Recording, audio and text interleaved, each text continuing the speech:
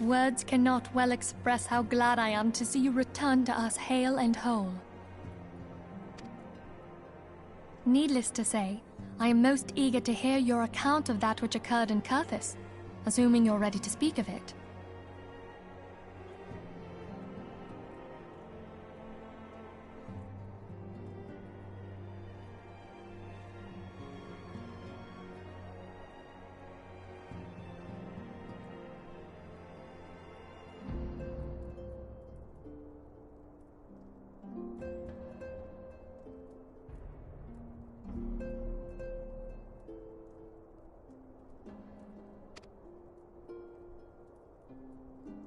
Excellent. I shall summon the others at once.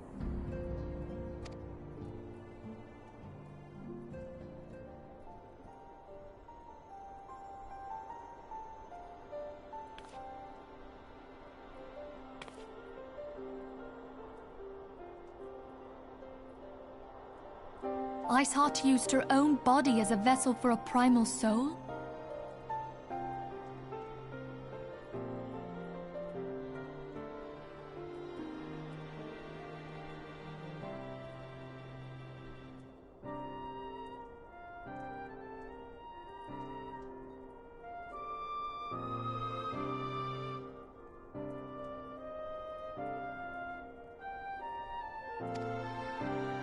Master Louisoix's writings make no mention of such a possibility. Can we be certain this entity was a primal? As certain as we can be that good King Mogglemog XII was a primal, I should think. Both were ostensibly summoned.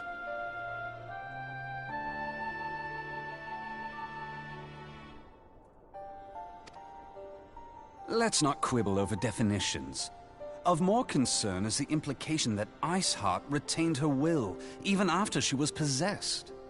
We are talking about a mortal, wielding the power of a primal.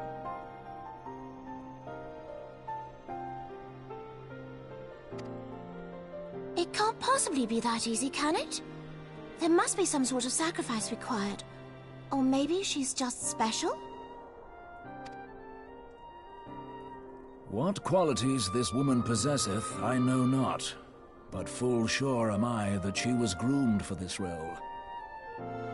Few are privy to the secrets of summoning, and but a single party standeth to profit from their dissemination. Well, I wouldn't presume to comment on how the lass came to know about summoning, but I will say that what she summoned was a primal. The readings were the same, or near as damn it. Strange as it all sounds, it's really no different from what you've faced before. Then mayhap it is time that we re-examined our previous encounters. Pack your things, Ida. We're going back to Gridania. Yes, sir. About Iceheart's final words to you. Hear, feel, think. Hydaelyn speaks to her as well. If Iceheart is blessed with the power of the Echo, she will doubtless have used it to further her goals. Or could it be that it was a revelation granted her by the Echo which first set her on this path? She did say that the Ishgardians were blind to the truth. Do you think she has knowledge of the origins of the Ishgardian-Dravanian War? It would do much to explain her unwavering conviction. Did not the Lady Iceheart implore thee to seek the Keeper of the Lake? And did she not imply that in so doing thou wouldst come to see with eyes unclouded? Midgard-Zoma was a king amongst kings who reigned for centuries on end. But he is dead and his wisdom lost to the ages. Unless the Ishgardians' fears are well-founded. It would seem we have yet another reason to stand watch over the Keeper of the Lake. For a mercy, we are well positioned to do so. Iceheart, Shiva, Ascians, and Midgard-Zoma. I shudder to think how they're all connected.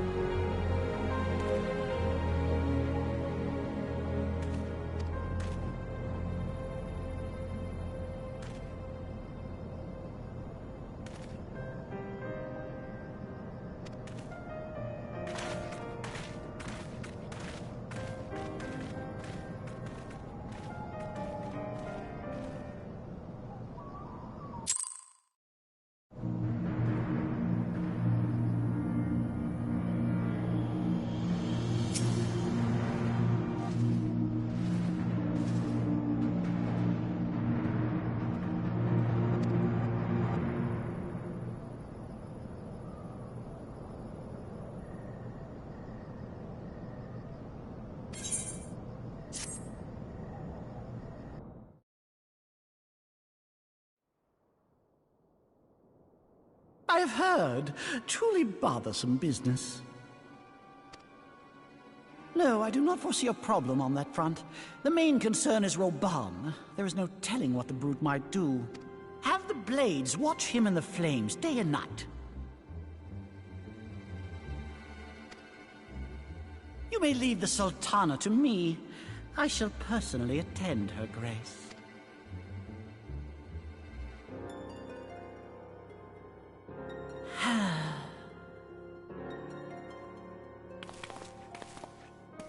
Sever one of the East Aldenard trade routes.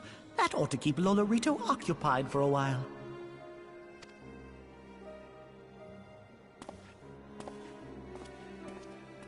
Nanamo Ulnamo. For my sake, pray be a good little Sultana to the last.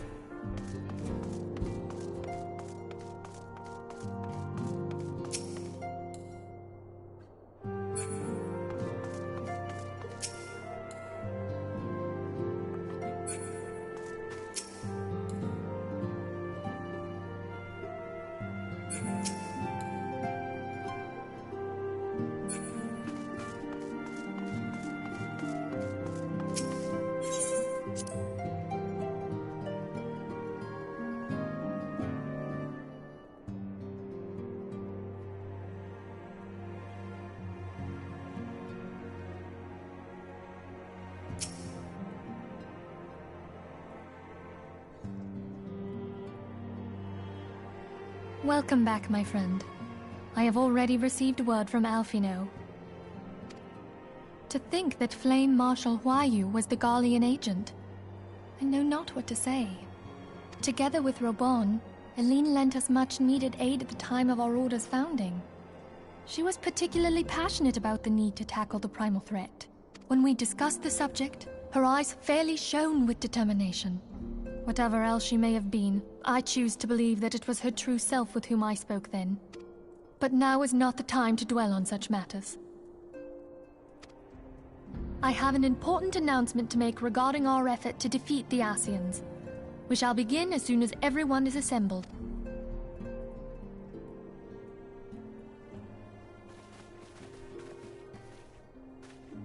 My thanks for coming, friends. Moonbreeder, the floor is yours. By now, I'm sure you're all familiar with white auracite, the miraculous material that'll allow us to capture Ascian souls. Back at Snowcloak, we verified its ability to absorb vast amounts of ether. Alas, it leaves something to be desired in the area of stability. The stone can only store ether for a short while before expelling its contents. In addition to auracite's inherent limitations, we must needs be wary of our enemy's strength. Our foe draweth upon an infinite wellspring of power. Even should we succeed in entrapping him, the stone will not long contain his wrath.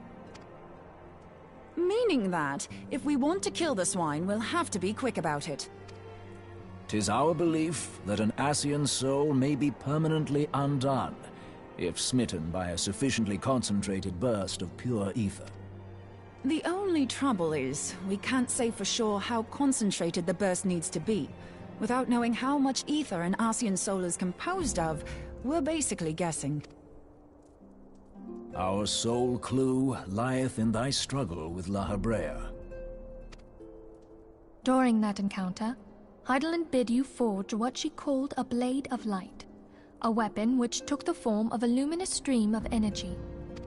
Based on your description, we believe the blade with which you vanquished your foe was composed of ether. Admittedly, your victory proved ephemeral, as La Habrea was able to use a crystal of darkness to flee into the space that lies between our world and the void. The fact remains, however, that Heidelin placed the means to destroy the Ascians in your hands. Be that as it may, it would be unwise to assume that she will do the same when we next encounter such a foe. Quite so, my lady. We must needs find the means to forge our own blade of ether, one to equal that which Heidelin did benevolently bestow upon her champion.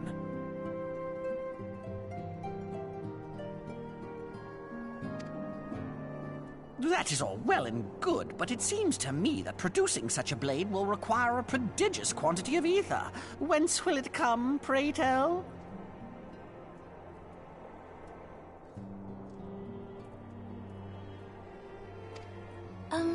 Oh, what if we had two pieces of white auracite?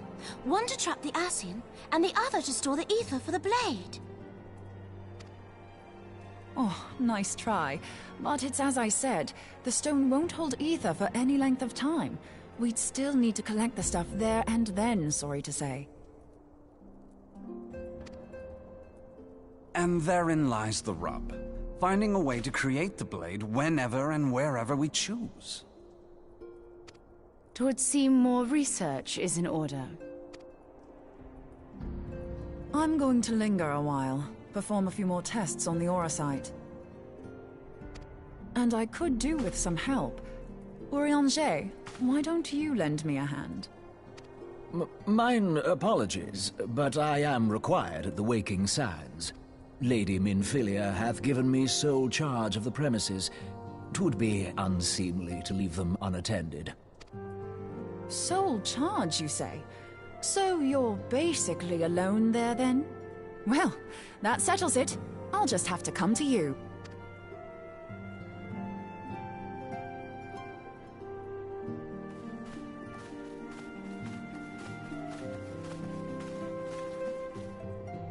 While you were afield, word arrived from the Sharlayan motherland.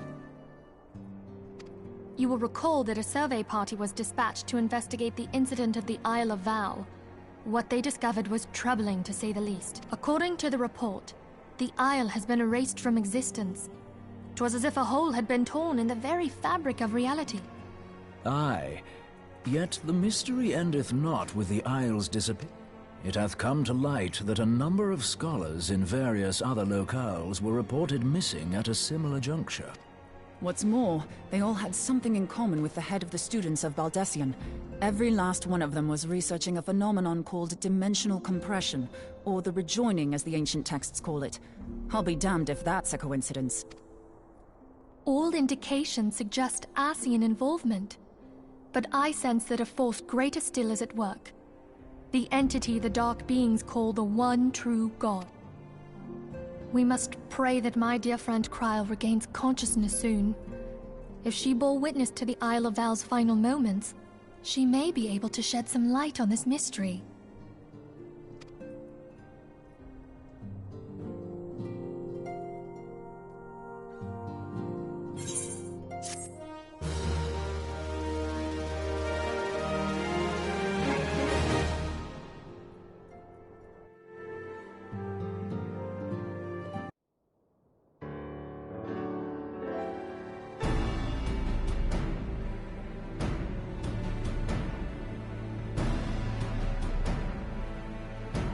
Following the calamity, the forces of the 14th Imperial Legion entrenched themselves in strategic locations across Eorzea.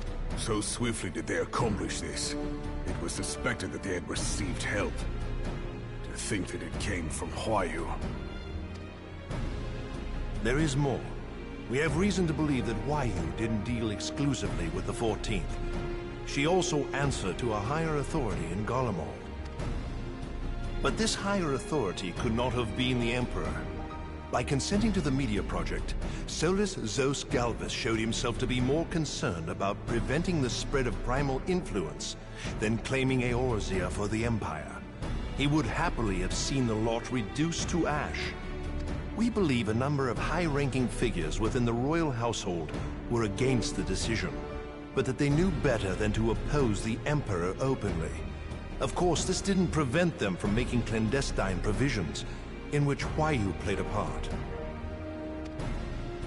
Alas, these provisions did not prevent Dalamud from falling, and the ensuing chaos changed the face of the realm forever. Yet Eorzea survived. To all intents and purposes, the Meteor Project had failed, and the Empire was left to rue its lack of a decisive means to eliminate the primals. Until, that is, it stumbled upon the Ultima weapon. Even before the accursed thing was dug up, it seemed to me the 14th had the might to overwhelm our weakened armies. Yet they chose to hide behind their walls. Why? The Black Wolf was wary of making the denizens of Eorzea desperate, lest more primals emerge to bleed the land. The discovery of the Ultima weapon, however, emboldened him to resume his war of conquest in earnest. But there was one in Garlemald who believed that Van Belsar's actions were premature. One who stood higher in the Imperial Army's chain of command. He ordered the Legatus to halt his advance, only to find that the Black Wolf had slipped its leash, and that the 14th now acted alone. In a bid to bring Van Belsar to heel, he used the agent he had planted in Ul'dah prior to the calamity to undermine the Legion's efforts. A man who outranks Van Belsar, yet opposed the late Emperor's decision to annihilate Eorzea. This could only be the former High Legatus of the Garlean army, now known as Emperor Voris Zos Galvus. So he was Huayu's true. But one of several in actual fact. We've learned that even as Huayu served the Empire's interests, she sold Imperial secrets to a certain faction in Eorzea. In so doing, she helped to maintain the status quo, thus prolonging the conflict. Considering who stands to profit from war, it isn't hard to imagine who her other masters were. Seven hells! You mean to say that she was a double agent?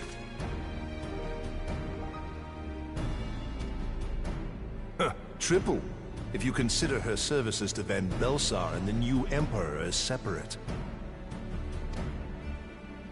As neatly as these pieces seem to fit, one aspect of the puzzle remains unclear to me.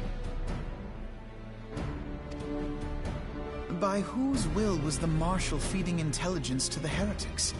And try as I might, I fail to see how aiding their cause would profit either her Imperial or Monetarist masters. Could it be that another hand is at work here? If so, Huayu must be made to reveal whose it is.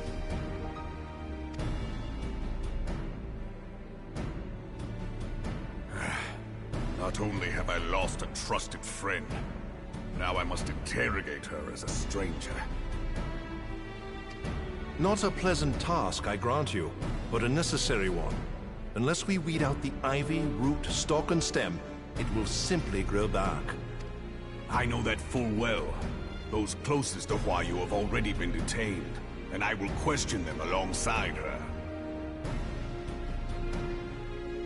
General, pray keep in mind that there may be unwitting abettors among them. All will be treated fairly. On that you have my word. Those who are innocent have no cause to fear. You have ever been a friend of truth, General. I hope the unpleasant task of weeding out falsehood will not detain you too long. Though it be for the sake of Eorzea, doubting one's comrades is poison. And with that, I take my leave.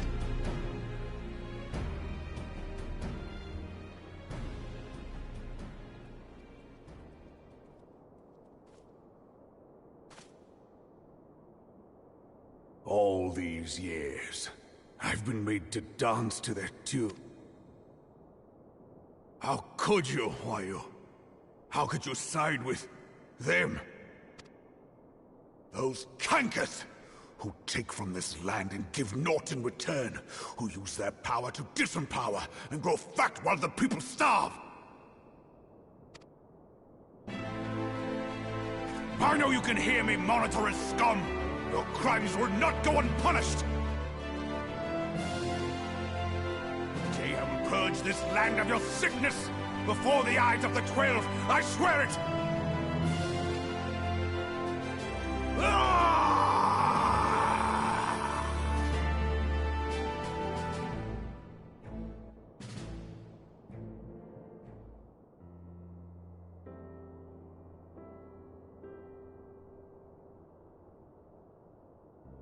I shall have no further need of you this day.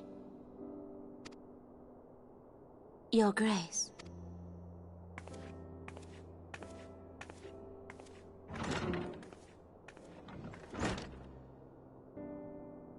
I fear that not even mine own chambers shall remain private for long. Has the situation grown so grim?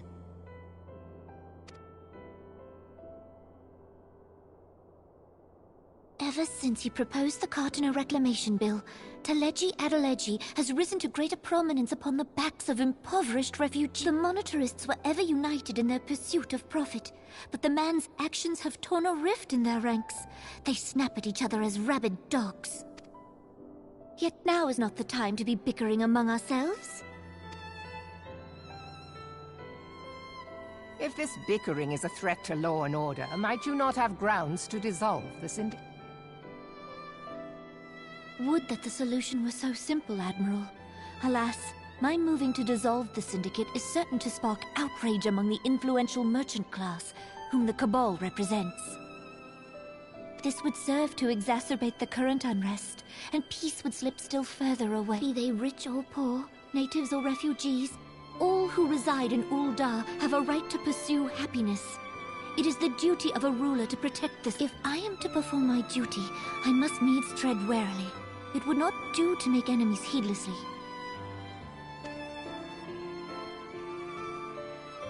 Were Lord Lolorito here, he would doubtless say that I have my head in the clouds. A ruler is required to take a wide view. Try as we might to cater to all needs, some will inevitably be overlooked. As such, there shall ever be citizens who feel aggrieved. It cannot be helped. But as you have informed us, the Monetarists take no view but their own. They hunger for power while the masses starve. In the absence of a common cause, it seems beyond any one individual to make Uldar whole. And the presence of a Garlean agent within the Immortal Flames only makes matters worse. Even accounting for Uldar's historic reliance upon mercenaries, such a grievous breach of security is unprecedented. I fear this business will provide the Monetarists with a rod to beat Reborn.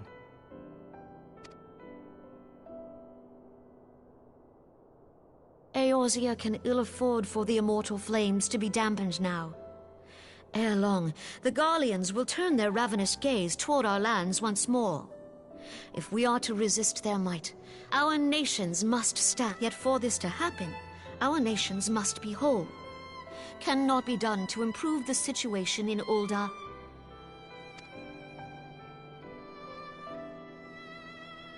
The true wealth of Uldar lies in the health, happiness, and hopes of her citizens.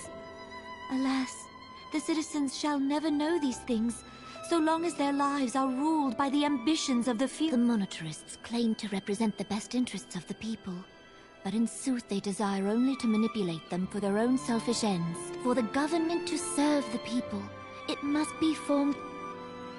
For Uldar to move forward, it is not only the Syndicate that must be dissolved. Nay, you jest.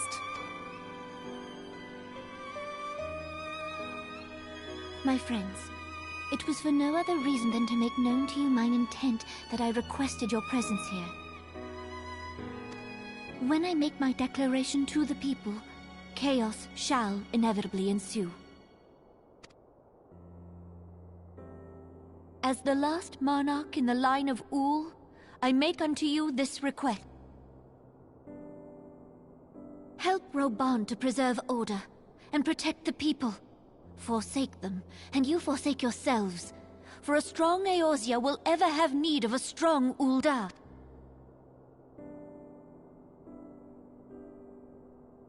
Your Grace, are you certain of this? There is no other way.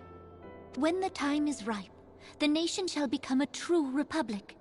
Both royalists and monetarists shall cease to be. Uldar will no longer belong to kings or queens or merchant princes, but to her people.